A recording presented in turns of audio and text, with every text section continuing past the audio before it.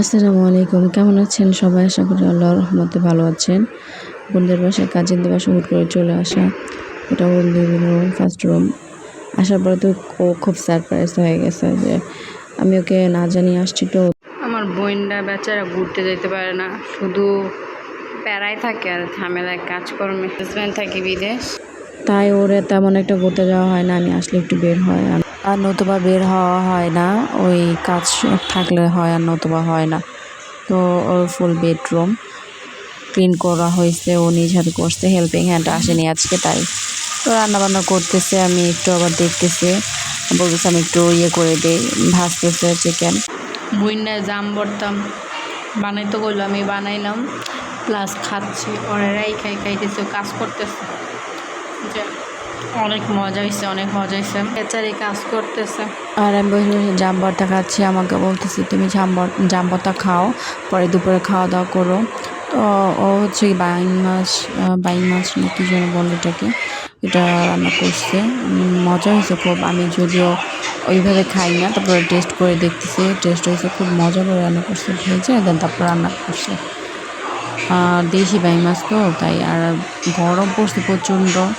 তো ও হচ্ছে গিয়ে বেগুন দিয়ে ট্যাংরা মাছ রান্না করছে, খুব টেস্ট হয়েছে।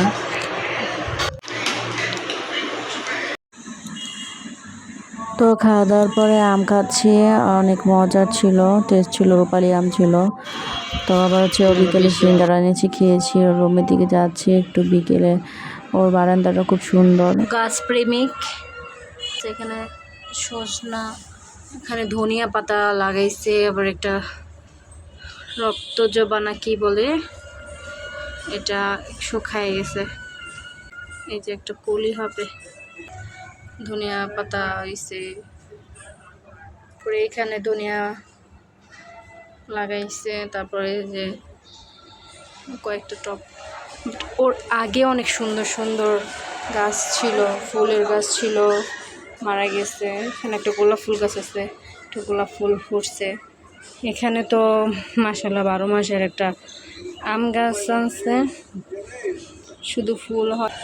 আমার হচ্ছে না, আমি ওর কাছ থেকে কয়েকবার শুনেছি এটা নাকি 12 মাসের আম গাছ, বাট আম হচ্ছে না। আমি শুধু শুনেই যাচ্ছি, যতবার আসি ততবার দেখি ফুল, বাট আম হচ্ছে না।